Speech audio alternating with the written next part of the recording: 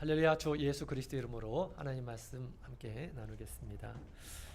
우리 다니엘서 하나님 말씀 다니엘서 1장 함께 보시겠습니다. 다니엘서 1장 우리 1절부터 8절까지 있는 말씀 우리 찾으셨나요? 네, 우리 찾으셨으면 한 구절씩 교독을 하도록 하겠습니다. 다니엘 1장 1절. 유다 왕 여호야김이 위에 있은 지 3년에 바벨론 왕 느부갓네살이 예루살렘에 이르러 그것을 에워쌌더니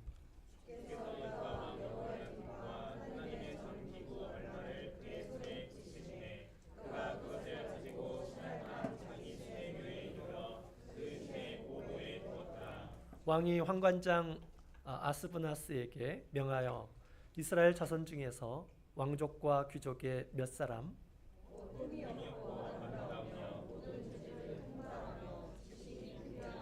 항문에 익숙하여 왕궁에 모실 만한 손님을 들여오게 하였고 그에게 갈대아 사람의 항문과 방언을 가르치게 하였고 또 왕이 지정하여 자기의 진미와 자기의 마시는 포도주에서 그들의 날마다 쓸 것을 주어 3년을 기르게 하였으니 이는 그 후에 그들로 왕의 앞에 모셔 서게 하려 함이었더라. 그들 중에 유다 자손 곧 다니엘과 하나냐와 미사엘과 아사야가 있었더니 환관장이 그들의 이름을 고쳐 다니엘은 벨드사살이라 하고 하나냐는 사드락이라고 하고 미사엘은 메삭이라 하고 아사랴는 아벳느고라 하였더라.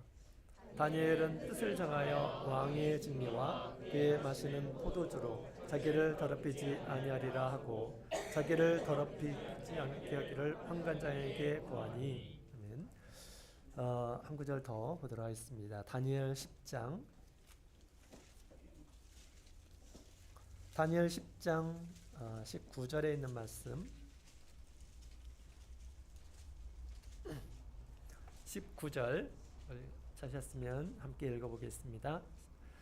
가로되 은총을 크게 받은 사람이여 두려워하지 말라. 평안하라. 강건하라. 그가 이같이 내게 말하매 내가 곧 힘이 나서 가로되 내 주께서 나로 힘이 나게 하셨사오니 말씀하옵소서. 아멘. 할렐루야. 네, 반갑습니다. 오늘 하나님께서 베풀어 주신 이 잔치에 믿음으로 오신 우리 모두 성도님들에게 하나님의 크신 은총이 함께하기를 원합니다. 우리 2005년도에 제가 여기 처음 부임을 받은 적이 있었죠. 그리고 이제 20년이 지난 후에 여러분들과 함께 다시 뵙게 됩니다. 20년 실감이 납니까? 그때 우리 진혁이 초원이가 어린 아이였던 것으로 이렇게 기억이 납니다. 모쪼록 이렇게 하나님께서 지금까지 우리 성도님들과 또 제 신앙을 지켜주시고 여기까지 인도해 주신 우리 주님께 감사드립니다. 또한 우리 주님께서 저에게 은혜 베풀어 주셔서 우리 광주교회 우리 모든 성도님들에게 꼭 필요한 말씀 증거해 주시기를 주님 앞에 간절히 구합니다. 그동안 우리 목자님들과 또 성도님들 또 우리 성직자 임원 우리 교회를 이렇게 섬기는 가운데 우리 하나님께서 함께 해주시고 또 이만큼 어린 아이들이 이렇게 많이 성장해서 우리 교회를 이루어가고 있는 것 같습니다. 우리 주님께서 여러분들의 수고 기억하여 주시고 크신 은총 내려주시기를 원합니다. 자, 우리는 지금 말세를 이렇게 살아가고 있습니다. 예수님께서 언제 오실지 모르지만 지금 온다 하더라도 이상한 것이 아닌 우리가 말세에 살아가고 있죠. 말세를 살아가는 이러한 사람들에게 우리 예수님께서 깨어서 기도에 힘쓰는 삶을 살도록 우리 주님께서 가르쳐 주셨습니다.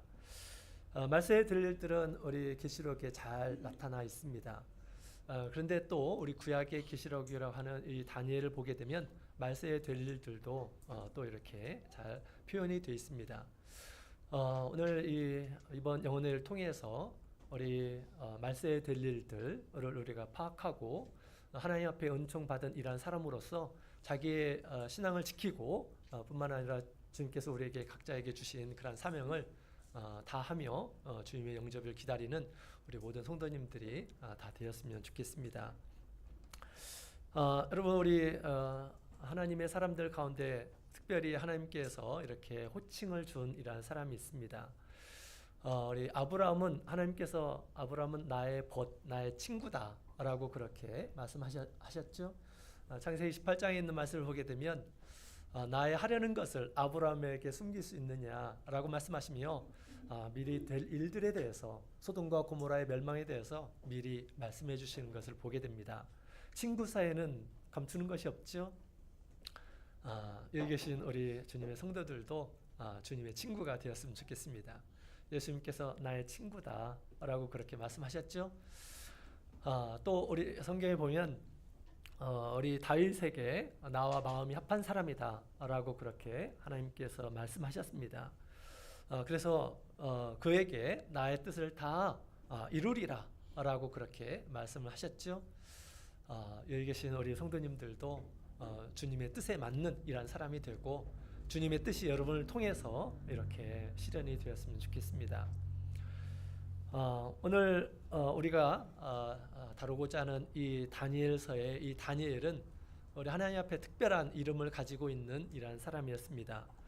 방금 전에 천사가 다니엘에게 이런 얘기를 하죠. 은총을 크게 받은 사람이요 라고 다니엘을 그렇게 일컫습니다. 이 같은 표현은 다니엘서에 우리 세 곳에 등장합니다. 다니엘서 9장 또 10장에 두 번이나 이렇게 표현을 하고 있어요. 천사는 허튼 말을 하는 그러한 존재가 아니죠. 정확하게 사람을 볼 줄 알고 그 사람이 어떤 사람인지를 잘 이해하는 존재입니다. 다니엘을 가리켜서 하나님의 은총을 크게 받은 사람이다 라고 그렇게 지금 얘기를 하고 있습니다. 그래서 오늘 말세에 우리 하나님의 친구도 되고 또 우리 하나님의 마음이 합한 이러한 사람도 되고 그런데 또한 이 말세에 하나님께 은총을 크게 받은 다니엘과 같은 이러한 사람이 다 되었으면 좋겠습니다. 은총이라는 말이 나오죠. 은총이라는 말은 우리 히브리어로 헤무다라고 하는 그런 단어에서 나왔는데요. 귀한 것, 또 기뻐하는 것, 탐내는 것 이러한 뜻이라고 합니다. 다시 말해서 우리 다니엘은 하나님께서 기뻐하시는 자, 하나님께서 아주 귀하게 여기는 자다라고 그렇게 이야기를 하고 있습니다. 그것은 단순한 어떤 호칭이 아니라 그의 어떤 믿음과 또 그의 어떤 신실함, 삶의 어떤 결과가 아닐까라고 그렇게 생각이 됩니다. 하나님께서 탐내실 만큼 정말 기뻐하시고 귀한 이 다니엘은 도대체 어떤 사람이길래 이런 은혜를 얻었을까요? 이번 영혼을 통해서 우리 다니엘의 삶을 우리가 배우고요. 또 하나님께 은총을 얻은 이런 사람이 다 되기를 예수님 이름으로 축원드립니다. 자, 다니엘은 어떤 시대의 사람이었을까요? 우리 다니엘서 1장 우리 1절 2절에 있는 말씀을 다시 한번 읽어볼까요? 읽겠습니다. 시작. 유다 왕 여호야김이 위에 있은 지 3년에 바벨론 왕 느부갓네살이 예루살렘에 이르러 그것을 에워쌌더니 주께서 유다 왕 여호야김과 하나님의 전 기구 얼마를 그의 손에 붙이심에 그가 그것을 가지고 신할 땅 자기 신의 묘에 이르러 그 신의 보고에 두었더라. 아멘. 아멘. 자, 우리 다니엘이 살던 시대는 지금 시대적인 배경에 대해서 이렇게 소개하고 있죠. 그가 살고 있었던 때는 이스라엘의 암흑과 같은 그러한 시기였다라고 하는 것을 지금 얘기해 주고 있습니다. 그때는 약 주전 600년 정도의 때입니다.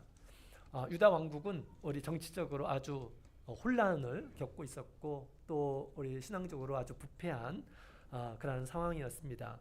유다 왕 여호야김은 하나님을 떠나서 세상 나라를 의지하고 또 우상에 빠져 있었습니다. 그가 통치하는 기간에 우리 느부갓네살이라고 하는 바벨론 왕이 쳐들어오게 됩니다. 그리고 이제 예루살렘을 점령하고 또 성전에 있는 거룩한 기명들을 이제 가져가서 바벨론을 가져가서 그 신전에 두었다라고 그렇게 이야기를 하고 있습니다. 이것은 이스라엘 나라에 대한 멸망과 하나님의 심판을 상징적으로 보여주고 있는 그런 사건입니다. 하나님의 백성들이 하나님께 불순종함으로 인해서 그들이 바벨론의 포로가 되고 또 그렇지 않은 이란 사람들은 다 멸망이 되는 그러한 역사적인 비극을 소개하고 있습니다.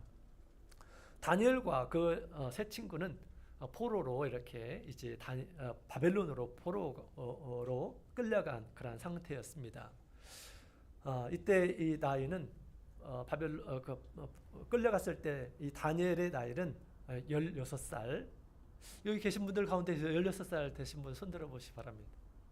16살 없나요? 15살. 15살. 우리 다니엘이라고 한번 생각하시면 되겠습니다. 한 살 뭐 차인데, 그죠? 다니엘은 16살 된 이 다니엘은 그것도 추측이니까 15살일 가능성도 있습니다. 그래서 다니엘 그런 내 나이 때 어떤 신앙을 가지고 있었을까 한번 생각해 보시고요. 정말 그런 신앙을 지금 우리도 가질 수 있음을 얘기해 주고 있습니다.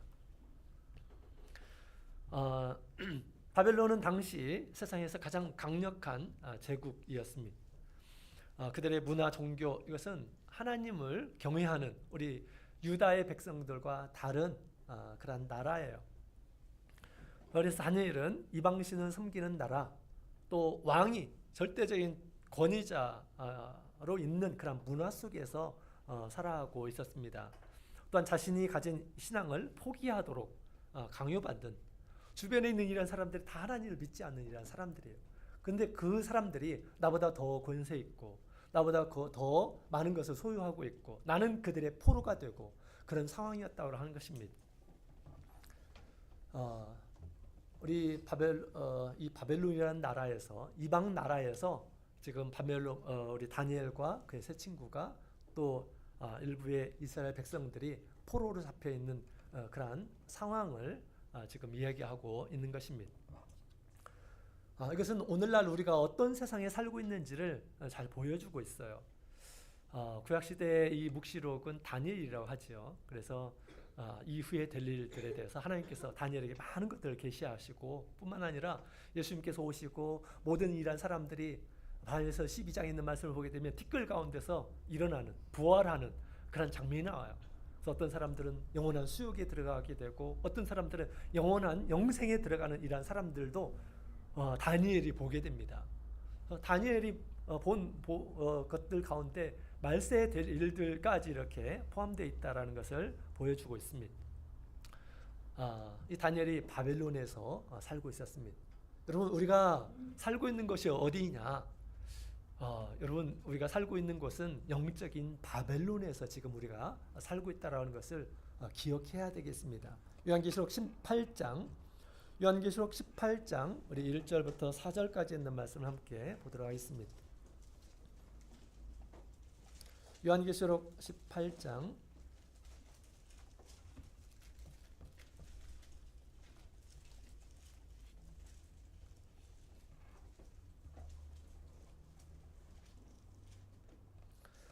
요한계시록 18장 우리 1절부터 4절까지 같이 읽어보겠습니다. 시작.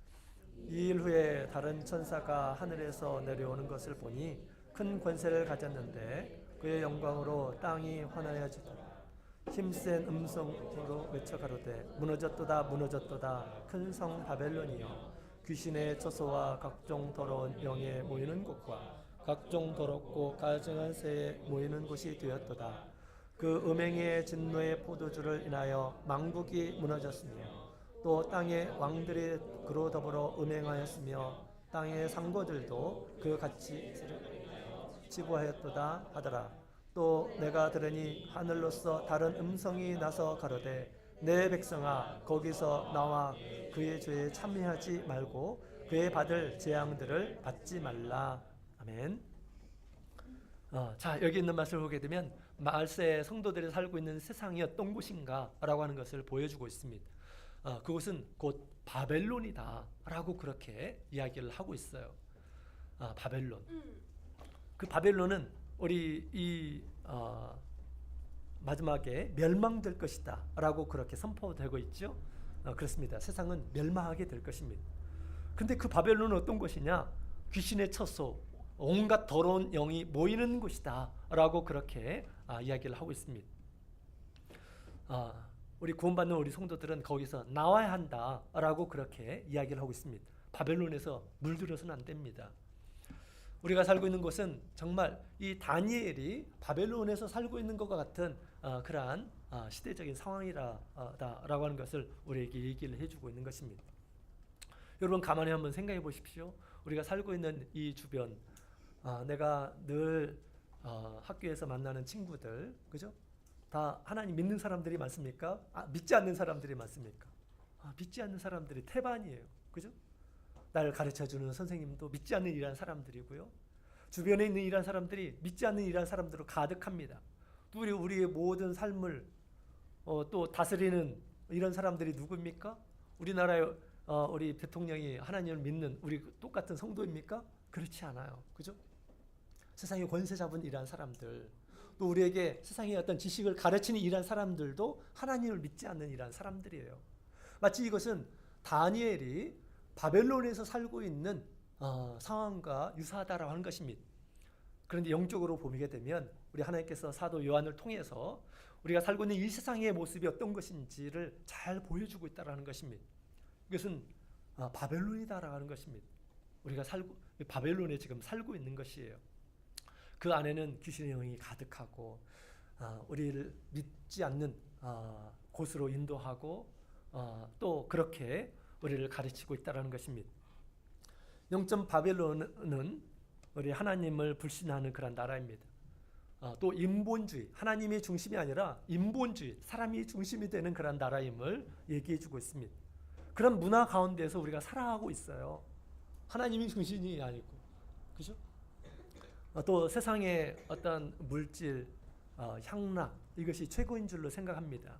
세상에서 돈을 벌고 세상을 축적하고 세상에서 성공을 하고 그 다음에 명예를 얻고 큰 권력을 얻고 세상의 어떤 것들을 업적을 남기고 하는 것을 가장 큰 가치라고 이렇게 생각을 하고 있다고 하는 것입니다.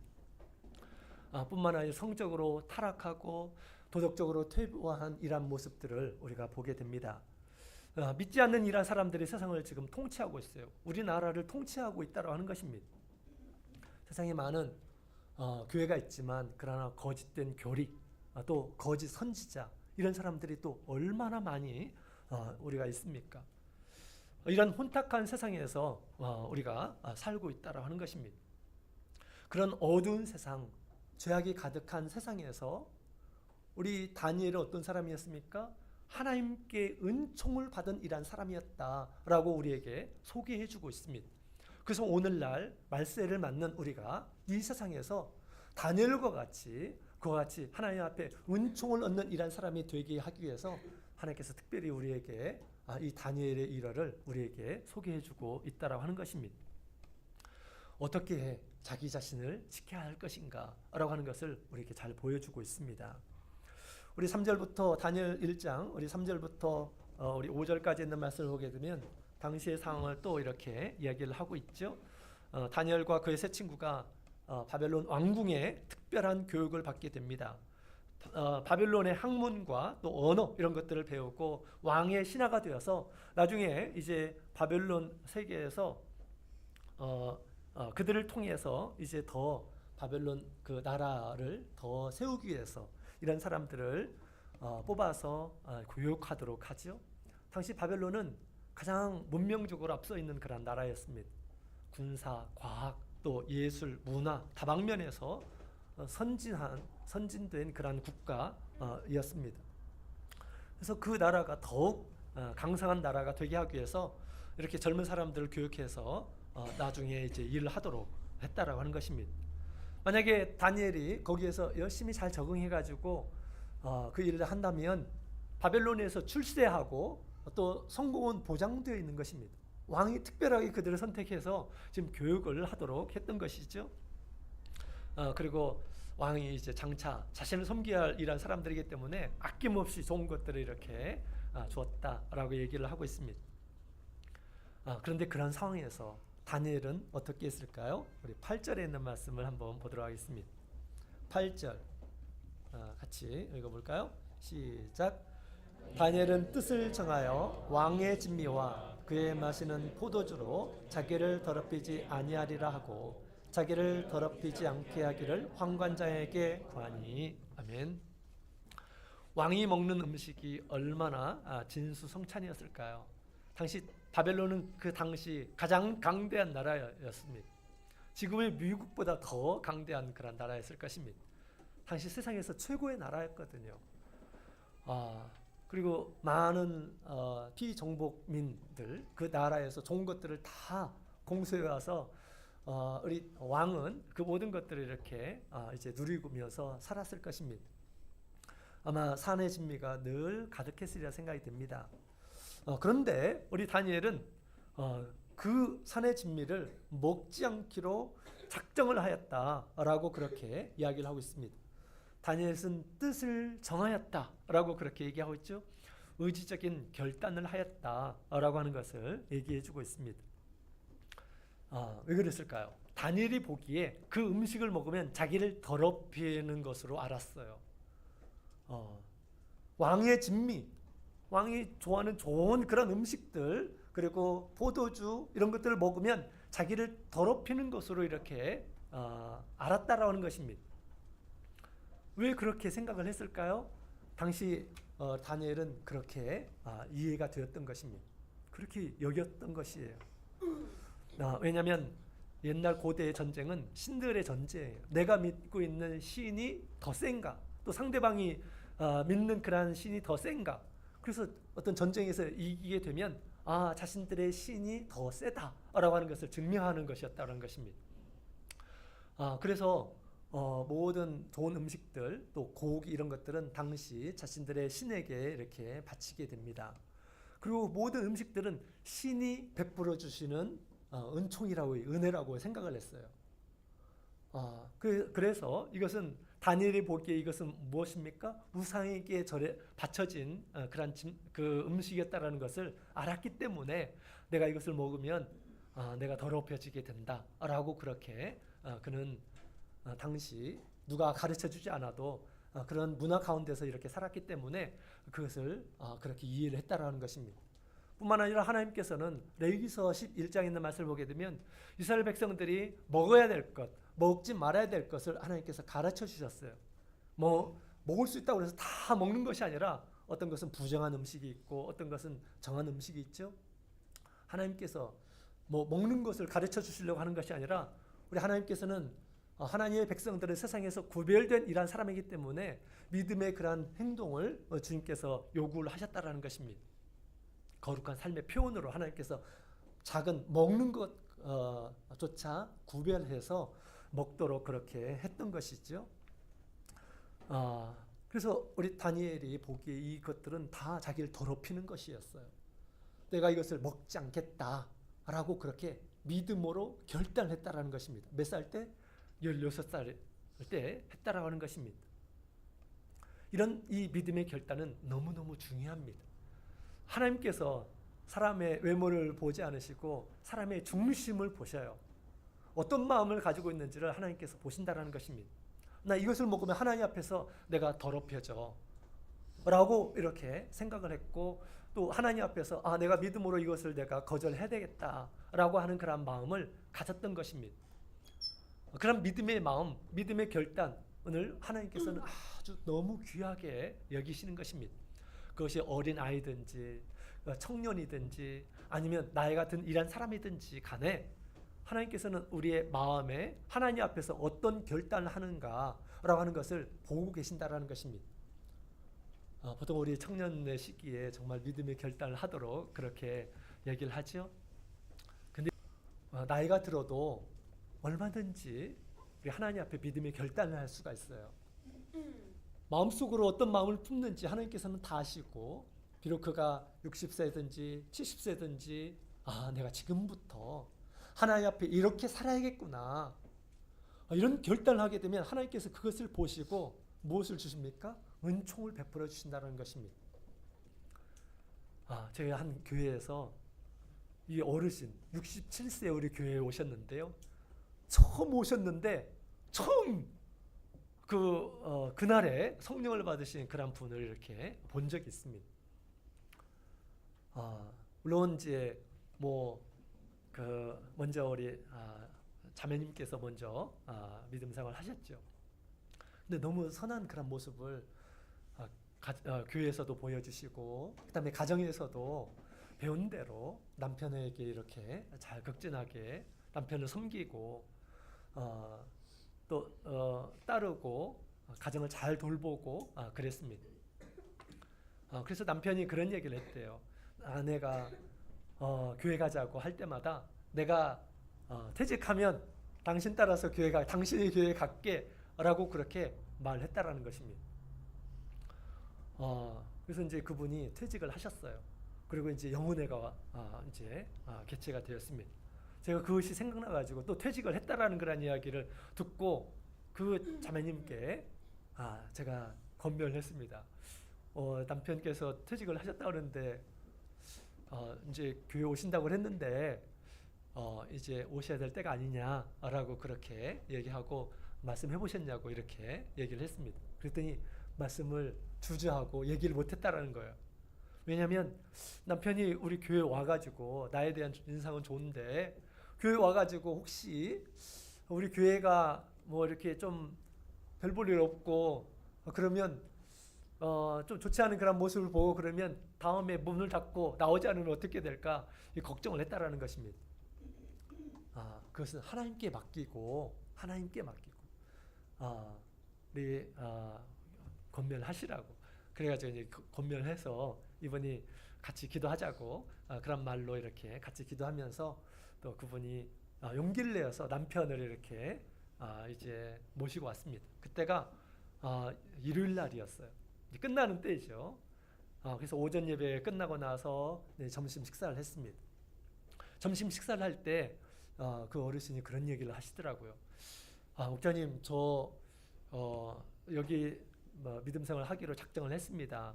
그랬으니까 저 할 일은 별로 할 수 있는 일이 많지는 않은데 무엇이든지 시켜만 주시라고, 그러면 내가 할 수 있는 대로 최선을 다하겠다고 이런 얘기를 이렇게 하시는 거예요. 그 이야기를 듣는데 제가 깜짝 놀랐습니다.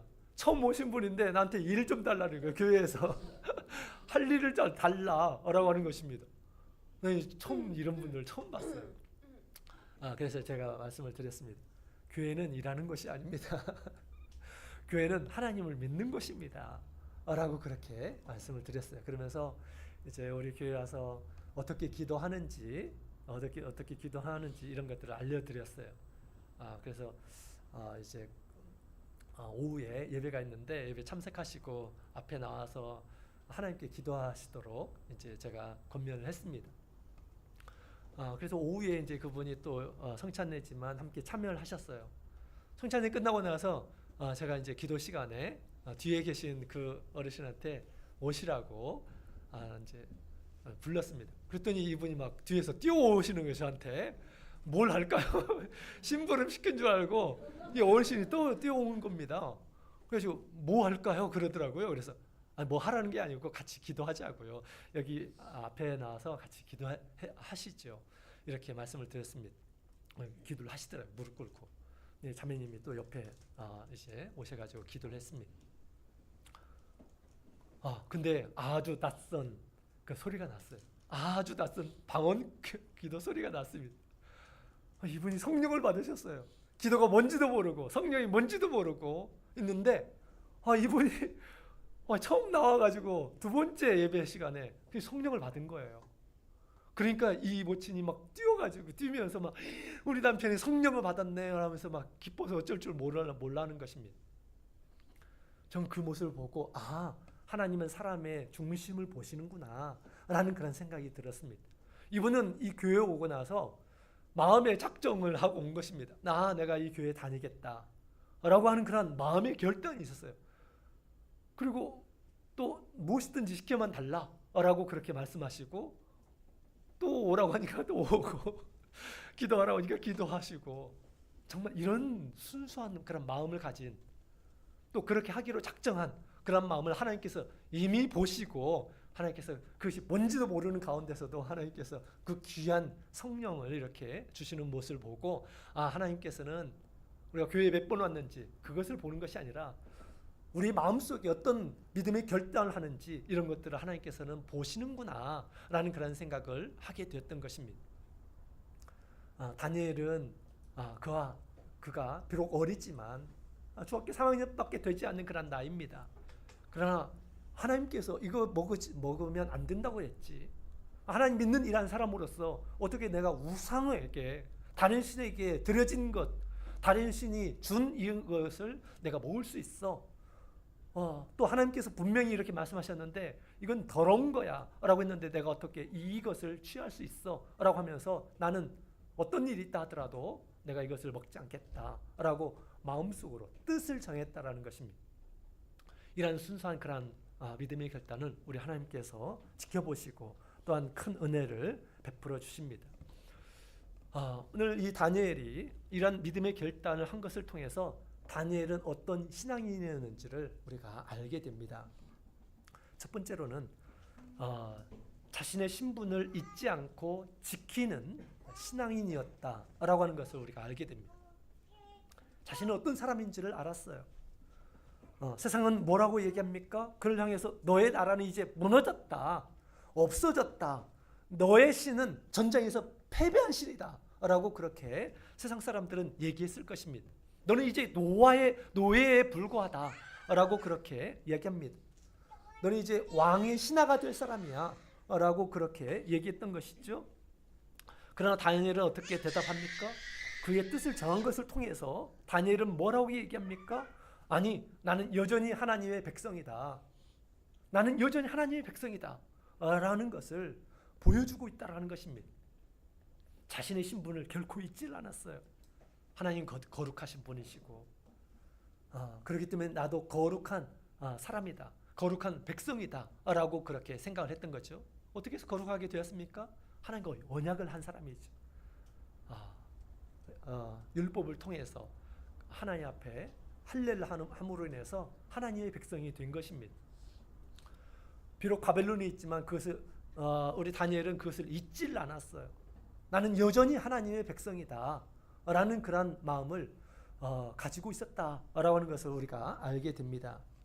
하나님은 이와 같이 자신의 신분을 바로 알고 자신의 신앙을 지키는 이런 사람들을 하나님께서 귀하게 여기시는 것입니다.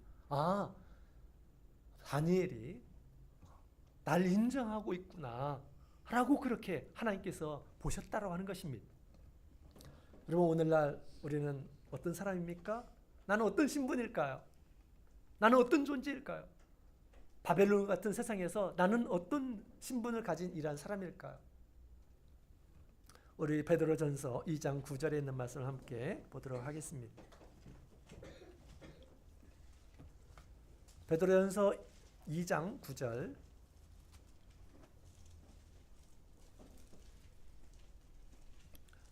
같이 읽어보겠습니다. 시작. 오직 너희는 택하신 족속이요 왕같은 제사장들이요 거룩한 나라요 그의 소유된 백성이니 이는 너희를 그 어두운 데서 불러내어 그의 기이한 빛에 들어가게 하신 자의 아름다운 덕을 선전하게 하려 하심이라. 아멘. 여기에 정확하게 우리가 어떤 신분인지를 잘 보여주고 있다라는 것입니다. 하나님께서 택하신 사람, 창세전에 이미 예정하시고 예수 그리스도 통해서 택하신 이란 사람이다 라고 그렇게 얘기하고 있습니다. 뿐만 아니라 예수 그리스도의 보혈로 구원 얻는 이란 사람으로서 하나님 앞에 왕같은 제사장으로 존귀한 신분임을 우리에게 가르쳐주고 있습니다. 이 땅 가운데서 하나님의 나라를 드러낼 이란 사람들임을 우리에게 알려주고 있는 것이죠. 우리가 이 세상에 살지만 이 세상 사람들과 다르다라고 하는 것입니다. 하나님의 사랑받는 사람이고 하나님의 자녀이고 거룩한 일들을 해야 할 신분임을 우리에게 똑똑하게 알려주고 있습니다. 그러나 세상에 있는 것으로 마귀는 우리를 더럽히려고 합니다. 우리의 신분을 기억하지 못하도록 하는 거예요. 그렇죠? 세상 사람과 똑같이 이렇게 행하도록 마귀는 끊임없이 우리 가운데서 유혹을 하고 있어요. 그렇죠? 그래서 우리 믿지 않는 이런 사람들과 더불어 살면서 우리랑 똑같은 사람이야. 너희도 똑같은 사람이야. 또 여기서 적응하려면 너희도 이렇게 해야지 라고 하면서 우리의 어떤 신앙적인 신분을 이렇게 무시하고 또 스스로도 그것을 인정하지 않게 하려고 하는 그러한 세상이다라는 것입니다. 다니엘은 그가 분명히 하나님의 백성임을 인식하고 이런 정체성을 이렇게 보여주고 있습니다. 그가 어떻게 자신이 하나님의 백성임을 이렇게 알았을까요? 어떻게 해서 그가 하나님의 백성임을 바벨론에서도 스스로 자기의 신분이 어떤 사람인지를 이렇게 이방 사람들 보기에는 고집스럽게 이렇게 지키는 것일까요? 언제 이러한 정체성을 가진 것일까요? 당연히 어렸을 때서부터 그러한 신앙의 교육을 받았기 때문이겠죠? 그죠? 그래서 어려서부터 종교교육이 너무나도 중요하다라고 하는 것을 우리가 알게 됩니다. 그냥 왔다 갔다 따라다니는 이런 사람이 아니라 그의 마음에 의지적으로 하나님을 믿도록, 왜 우리가 하나님을 믿는지, 우리가 어떤 사람인지를 잘 가르쳐 줘야 한다라고 하는 것이죠. 잠언 22장 6절에 보면 마땅히 행할 길을 아이에게 가르치라. 그리하면 늙어도 그것을 떠나지 아니하리라 라고 그렇게 이야기를 하고 있습니다. 그래서 이 바벨론과 같은 이 세상에서 자기 신앙을 지키도록 하기 위해서 우리가 끊임없이 자신의 신분이 어떤 존재인지를 우리가 인식시켜 나가야겠습니다. 그 다음에 두 번째로는요, 다니엘은 어떤 신앙이었을까요? 상황에 따라서 타협하지 않고 한결같은 신앙을 가진 이러한 사람이었습니다. 상황에 따라서 타협하지 않았어요. 로마에 왔으면 로마법을 따라야 된다라고 하는 그런 말이 있습니다. 아주 이것은 그가 거기서 살아남기 위해서 현명한 처신이라고 이렇게 사람들은 얘기하는 이러한 사람들도 있을 것입니다. 바벨론에 왔으니까 바벨론의 문화, 바벨론의 가치 이런 것들을 존중하고 거기에 적응해 나가도록 그렇게 강요받았을 것입니다. 그리고 이제 다니엘과 이 세 친구들에게 이제 바벨론에 왔으니까 어떤 사람이 되라고 합니까? 그들에게 새로운 이름을 지어주죠. 다니엘은 벨드사살이라고 이름을 지어줍니다. 다니엘의 뜻은 하나님은 심판자라고 하는 뜻이에요. 하나님은 심판하신 분이시다. 그죠? 심판하시는 분이에요. 그러나 그가 이 바벨론에 왔을 때 그를 벨드사살이라고 하는 그런 이름을 줍니다. 무슨 말입니까? 벨의 신이 보호하는 사람이라고 뜻이에요. 벨이라고 하는 신, 바벨론의 신이 보호하는 사람이라는 뜻입니다. 하나님은 은혜로우시다라고 하는 뜻이에요. 그러나 바벨론에서 그에게 어떤 이름을 줍니까? 사드락이라고 하는 이름을 줍니다. 달의 신을 경배하는 자라고 하는 뜻이에요. 그 다음에 미사엘, 누가 하나님과 같은가? 하나님이 가장 위대하시다라고 하는 그런 뜻이에요.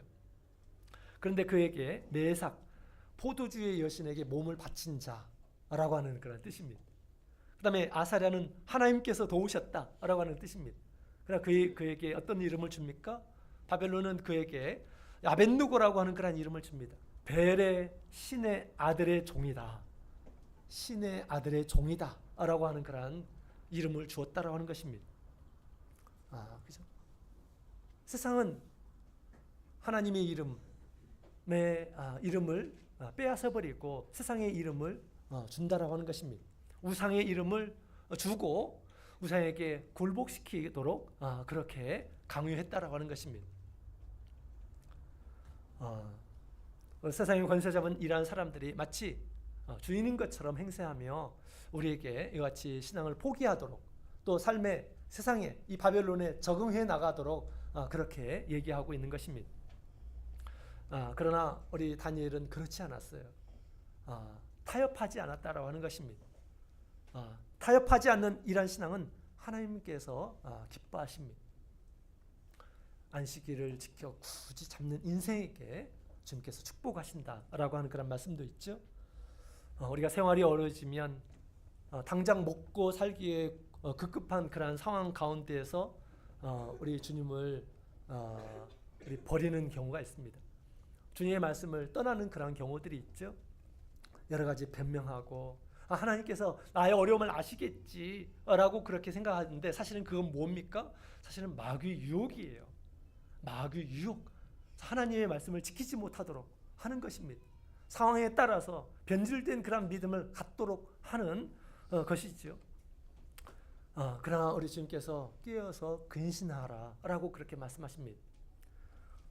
우리가 점점점 마귀에게 끌려가게 되면, 세상에 끌려가게 되면 자기의 모든 것들을 다 잃어버리게 되는 그런 모습을 보게 됩니다.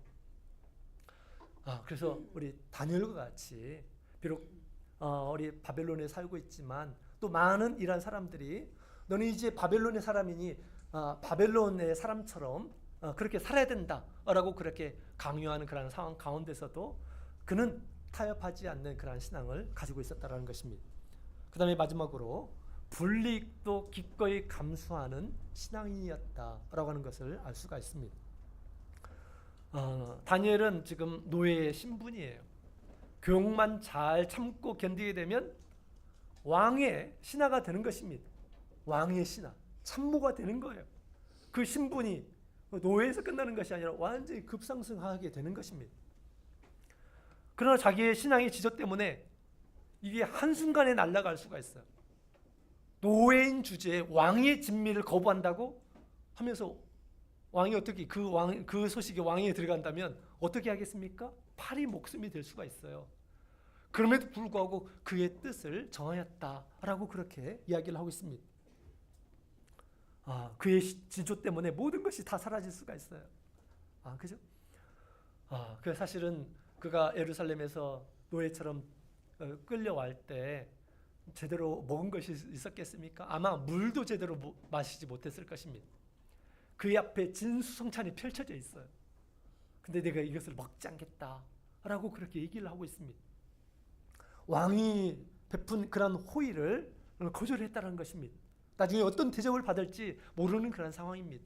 그가 말 한마디 잘못하게 됐을 때 자신의 어떤 신앙을 지키고자 했을 때 어떤 상황이 어떻게 벌어질지 모르는 그런 상황이에요. 이걸 몰랐을까요?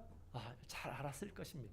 그럼에도 불구하고 내가 어떤 불이익을 당한다 하더라도 내가 그걸 감수하겠다라고 하는 그런 마음으로 지금 이것을 요청했다라는 것입니다.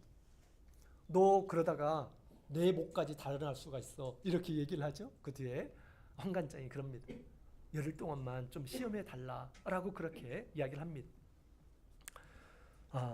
자, 이것을 보게 되면 우리 다니엘은 하나님을 믿는 신앙을 위해서 기꺼이 희생하고자 하는 그런 마음도 있었다라는 것입니다. 왜 다니엘이 하나님의 사랑을 받았는지를 우리에게 잘 보여주고 있습니다. 그런 세상의 어떤 음식보다도 세상의 어떤 성공과 출세보다도 하나님을 더 소중하게 여겼다. 하나님을 믿는 그 신앙을 더 귀하게 여겼다라고 하는 것을 우리가 알게 되는 것입니다. 그죠? 우리는 이 세상의 모든 것을 주관하시고 계시는 분은 하나님이심을 알고 내 신앙을 지킬 때 때로는 그렇게 혹시 불이익을 당할 수도 있습니다. 그러나 세상을 주관하시는 우리 하나님 앞에 이런 마음을 갖는다라고 하는 것은 우리 하나님께 보시기에 너무나도 아름다운 그런 모습이다라는 것입니다. 그러한 신앙의 지조는 우리 하나님께서 보시고 그에게 은총을 베풀어 주셔요. 이런 우리가 분리 가운데서도 자기를 지키는 그러한 신앙인이 되었으면 좋겠습니다. 주님께서 제가 오늘날 여기에 있는 것도 그러한 믿음의 모습을 보시고 지금까지 저를 지켜주시고 인도해 주신 것이 아닌가라는 생각이 듭니다. 저는 고등학교 2학년 때 믿음 생활을 처음 시작했어요. 그리고 굉장히 뜨거웠습니다. 하나님께서 이 세상에 하나님이 계시는 것을 알게 해주셨고 이제 믿음 생활을 뜨겁게 하고 있었습니다. 그때 이제 그 다음 해가 고등학교 3학년이었어요. 그 고등학교 3학년 때 고등학교 3학년 때면 그때는 야간 자율학습이 있었습니다. 토요일 날도 오후에 쉬지 못했습니다. 공부해야 된다는 것이죠. 대학교 가려면. 근데 이제 우리는 토요일 날 예배를 드리잖아요. 그래서 선생님께 학기 초에 선생님께 그런 얘기를 했어요. 저는 토요일 날에 예배를 드리는 교회를 다니고 있습니다. 그러니 저를 좀 교회에 갈 수 있도록 해달라라고 그렇게 말씀을 드렸습니다. 그랬더니 선생님이 콧방귀도 끓이지 않는 거예요. 우리 모든 학생들이 그렇게 하는데 어떻게 너만 그렇게 해줄 수 있느냐? 가당치 않다. 이렇게 얘기를 하셨어요. 불가능하다라고 했습니다. 그럼에도 불구하고 계속 제가 이렇게 사장을 했습니다. 때를 썼습니다. 그때 선생님이 너 지금 너 성적을 봐봐. 네 성적을 가지고 대학교라도 갈 수 있겠어? 이렇게 얘기를 하는 것입니다. 나 괜찮습니다. 그래도 저는 교회를 가야 됩니다. 저는 그때 굉장히 교회 다니는 것이 중요했어요. 스스로. 왜냐하면 저희 부모님도 신앙생활을 하지 않고 저 혼자 믿음 생활을 하는데 만약에 제가 교회마저 가지 않는다면 저의 신앙이 어떻게 되겠습니까? 그래서 만약에 선생님께서 허락하지 않으면 내 신앙은 끝이다 라는 그런 생각이 들었습니다. 그래서 어떤 일이 있다 하더라도 내가 믿음을 지켜야 되겠다라고 생각하고 선생님한테 막 때를 썼습니다.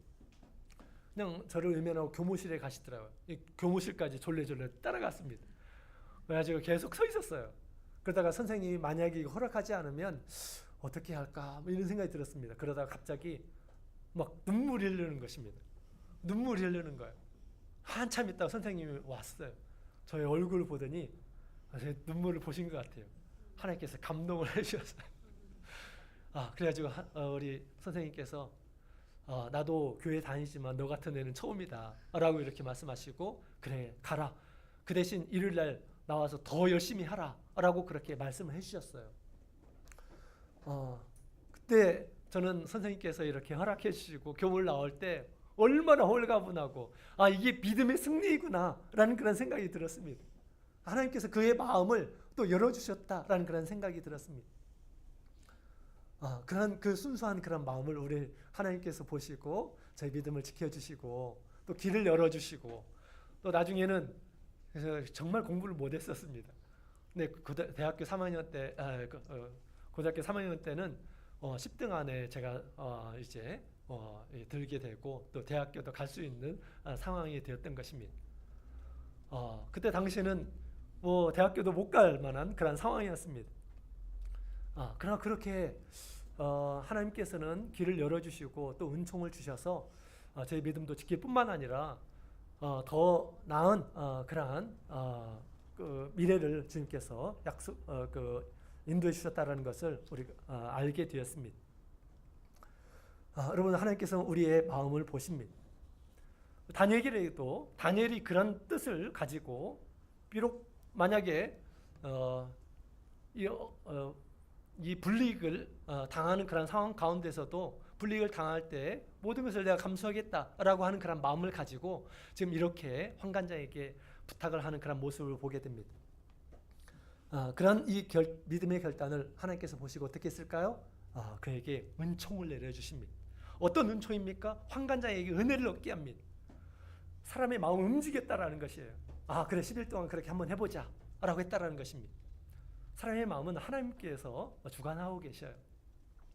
또 나중에 또 어떻습니까? 몸이 다른 사람들보다 더 좋아졌다라고 그렇게 이야기를 하고 있습니다. 뿐만 아니라 그가 거기에서 이제 그 학문을 배우는데 다른 사람들보다 10배나 나은 총명과 지혜를 하나님께서 주셨다라고 그렇게 이야기를 하고 있습니다. 하나님께서 왜 이와 같은 은총을 주셨을까요? 믿음의 결단을 보았다라고 하는 것입니다. 믿음의 결단을 보았어요. 믿음을 지키는 이러한 사람들에게 우리 하나님께서는 이러한 지혜를 주시고 또 좋은 것을 아낌없이 주시는 분이십니다. 그 지혜로 비록 세상에 있는 것들을 많이 소유하고 올라가지 못하고 그런다 할지라도 그 사람들은 어떻습니까? 자기의 신앙을 지켜서 영원한 구원을 얻게 될 것입니다. 그보다도 더 귀한 은혜가 어디 있겠습니까? 그보다도 더 놀라운 지혜가 어디 있어요? 이 세상에서 잠깐 더